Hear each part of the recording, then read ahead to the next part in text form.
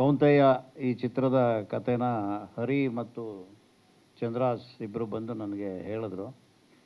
ಹೇಳಿದಾಗ ಕತೆ ಕೇಳಿದ ತಕ್ಷಣ ಆಯಿತು ಮಾಡೋಣ ಈ ಚಿತ್ರನ ಅಂಥೇಳಿ ಅವನು ಹೇಳಿದ್ನಲ್ಲ ಈಗ ಏನಾದರೂ ಒಂದೇ ಎಕ್ಸ್ಪ್ರೆಷನ್ನು ಅಂತ, ಹಾಗೆ ಆಯಿತು ಮಾಡೋಣ ಅಂಥೇಳಿ ಈ ಚಿತ್ರದಲ್ಲಿ ಅಭಿನಯಿಸಿದ್ದೀನಿ. ಭಾಳ ಕ್ಲಾರಿಟಿ ಇರುವಂಥ ಒಬ್ಬ ನಿರ್ದೇಶಕ ತನ್ನ ಸ್ಕ್ರಿಪ್ಟು ಮತ್ತು ಕಥೆಯನ್ನು ತುಂಬ ಕ್ಲಾರಿಟಿಯೊಂದಿಗೆ ನನಗೆ ಎಕ್ಸ್ಪ್ಲೈನ್ ಮಾಡಿದ್ರು. ಹಾಗೆ ಇಡೀ ಚಿತ್ರೀಕರಣವನ್ನು ಅದೇ ರೀತಿಯಲ್ಲಿ ಮಾಡಿದ್ರು.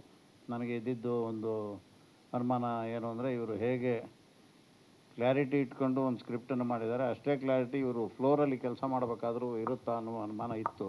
ಯಾಕಂದರೆ ಇವ್ರ ಬಗ್ಗೆ ನನಗೇನು ಗೊತ್ತಿರಲಿಲ್ಲ. ಸೆಟ್ಗೆ ಹೋದ ಮೊದಲನೇ ದಿನವೇ ಇವ್ರ ಬಗ್ಗೆ ನನಗೆ ಗೊತ್ತಾಯಿತು. ಇವರು ಭಾಳ ಎಕ್ಸ್ಪೀರಿಯನ್ಸ್ ಇರುವಂತಹ, ಹಲವಾರು ವರ್ಷ ಕೆಲಸ ಮಾಡಿ ಅನುಭವ ಇರುವಂಥವ್ರು, ಮತ್ತು ಅದನ್ನು ಸರಿಯಾದ ರೀತಿಯಲ್ಲಿ ಎಕ್ಸಿಕ್ಯೂಟ್ ಮಾಡ್ತಾ ಇದ್ದಾರೆ ಅನ್ನೋದು ಮೊದಲನೇ ದಿವಸನೇ ಅರ್ಥ ಆಯಿತು. ಹಾಗಾಗಿ ಇಡೀ ಚಿತ್ರೀಕರಣ ಭಾಳ ಸುಲಲಿತವಾಗಿ ಮುಗೀತು. ಯಾವ ತೊಂದರೆಗಳು ಆಗಲಿಲ್ಲ. ಅದು ಪ್ರೊಡ್ಯೂಸರ್ ಪಾಯಿಂಟ್ ಆಫ್ ವ್ಯೂಯಿಂದನೂ ಸುರೇಶ್ ಕುಮಾರ್ ಪ್ರೊಡ್ಯೂಸರ್ ಅವರು ತುಂಬ ಹೆಲ್ಪ್ಫುಲ್ಲಾಗಿ ಇದಕ್ಕೆ ಚಿತ್ರಕ್ಕೆ ಏನೆಲ್ಲ ಅಗತ್ಯತೆಗಳಿದ್ದಾವೆ ಅಗತ್ಯವನ್ನೆಲ್ಲವನ್ನೂ ಭಾಳ ಉತ್ಸಾಹದಿಂದ ಪೂರೈಸಿದ್ದಾರೆ. ಹಾಗೆ ಜೊತೆಗೆ ಭಾಳ ಇಂಟ್ರೆಸ್ಟಿಂಗ್ ಅಂದರೆ, ಅವ್ರು ಇಡೀ ದಿನ ನಮ್ಮ ಜೊತೆ ಇರ್ತಿದ್ರು. ಅವರೇನೋ ಸುಮ್ಮನೆ ದುಡ್ಡು ಕೊಟ್ಬಿಟ್ಟು ಅಥವಾ ಸಂಜೆಗೆ ಬಂದು ನೋಡ್ಕೊಂಡು ಹೋಗೋ ಥರದ ನಿರ್ಮಾಪಕರಾಗಿರಲಿಲ್ಲ. ಅವ್ರು ಯಾವಾಗಲೂ ನಮ್ಮ ಜೊತೆ ಇದ್ದು ಶೂಟಿಂಗಲ್ಲಿ ಬೆಳಗಿಂದ ಸಂಜೆ ತನಕ ನಾವು ಹೆಂಗೆ ಕೆಲಸ ಮಾಡ್ತಿದ್ವು ಅವರು ನಮ್ಮ ಜೊತೆ ಇದ್ದು ಅದನ್ನು ನೋಡ್ತಾನೆ ಇರೋರು, ಅದ್ರ ಜೊತೆಗೆ ಇರೋರು. ಅದೊಂದು ಭಾಳ ಖುಷಿಯಾದಂಥ ವಿಚಾರ. ತುಂಬ ಅಚ್ಚುಕಟ್ಟಾಗಿ ಸಿನಿಮಾ ಬಂದಿದೆ.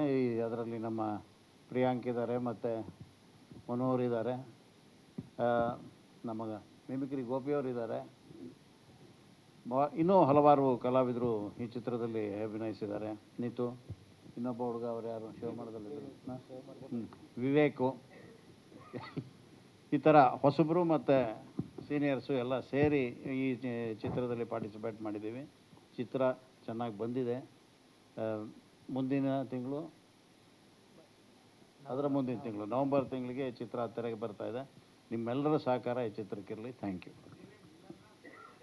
ಇಲ್ಲ ಸರ್, ಪೊಲೀಸ್ ಆಫೀಸರ್ ವಿಲನ್ ಹೆಂಗೆ ಸರ್? ಇಲ್ಲ, ಇದು ಒಳ್ಳೆಯ ಪೊಲೀಸು.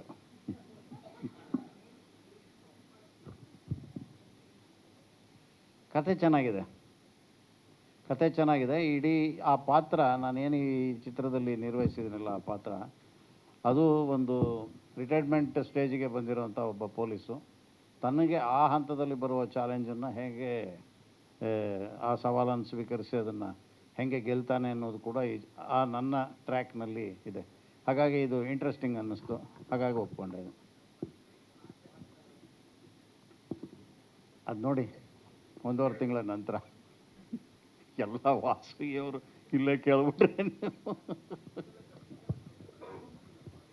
ಇಲ್ಲ, ಇದೆ ಅಷ್ಟೆಲ್ಲ ಗಾಬರಿ ಆಗೋವಂಥದ್ದೇನಿಲ್ಲ, ಗಾಬರಿ ಪಡಿಸೋದಿಲ್ಲ, ಇನ್ನೂ ಎಂಗೇಜಿಂಗ್ ಆಗಿಡುತ್ತೆ. ಗಾಬರಿ ಮಾಡುವಂಥ ಚಿತ್ರ ಅಲ್ಲ ಇದು. ಕುತೂಹಲ ಮತ್ತು ಜೊತೆಗೆ ಒಂದು ವಿಷಯ ಇದೆ, ಆ ವಿಷಯನ ರಿವೀಲ್ ಮಾಡ್ತಾ ಇಲ್ಲ. ಅವ್ರು ರಿವೀಲ್ ಮಾಡಬೇಡಿ ಅಂತ ನಮಗೂ ಹೇಳಿದ್ದಾರೆ. ಆ ವಿಷಯ ಭಾಳ ಮುಖ್ಯವಾದಂಥ ವಿಷಯ. ಇಡೀ ಕಥಾನಕದ ಜೊತೆಗೆ ಆ ವಿಷಯ ಸಾಗ್ತಾ ಇರುತ್ತೆ.